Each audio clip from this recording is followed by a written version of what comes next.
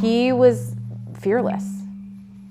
And that, in a weird way, brings me a sense of comfort that he was so fearless.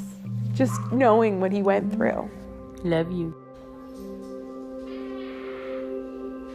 We were not expecting to have twins. They're not anything that like runs in our family. So it was a big shock. I had a very uncomplicated pregnancy with the boys. Hi. But then unfortunately, Hayden had his first febrile seizure June 6th of 2022. And then he had his second seizure at the end of July. His third one was in the beginning of September. A febrile seizure is a seizure event which can be a major convulsion, or they can be more minor, but they are limited to an illness, typically with fever, and in children, the tendency should be outgrown, and they're benign. You know, there's no long-term consequences of having these seizures. And that's true for the vast majority of cases, but unfortunately it's not true for all of them. I thought he would be fine. And it was just a matter of letting this run its course.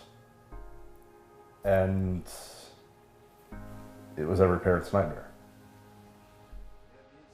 The night of the 26th, it was a Saturday night. Everything was normal. Me and Leo and Justin were all singing Wheels on the Bus to him. And Hayes had already been put in his PJs and had his sleep sack on. And he was sitting in his bed, doing the Wheels on the Bus and playing with a toy and, acting totally normal, totally like himself. It was like a normal family bedtime.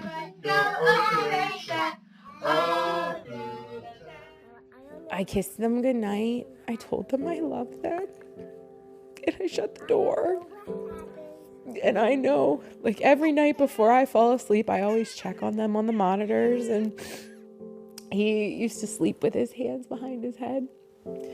And he was asleep with his hands behind his head. He was fine. All I know is that he had a seizure. And I was told that after the seizure, there were some signs of life, but it wasn't shortly after that he went. I don't know the exact time. SIDS is extraordinarily well-known. SUDC, or sudden unexplained death in childhood, which is the continuation just after age 1, is rarely discussed and little known. What color is that one? Happy apple, he does the fish, okay? The vast majority of children with febrile seizures do very, very well. But we do have science that shows that sometimes there has been an association with sudden death. We want to explain these deaths so that we can share this information with clinicians, and then we can identify those children that are at risk in advance to stop these outcomes from happening. You're just being a show off now. Glad my mom got you out of the way up too. Would you like to show off? By that Friday, we had donated his brain to SUDC, and we had enrolled him and ourselves in the study. And we had also gotten them the crib video from the night that he passed. Say hi.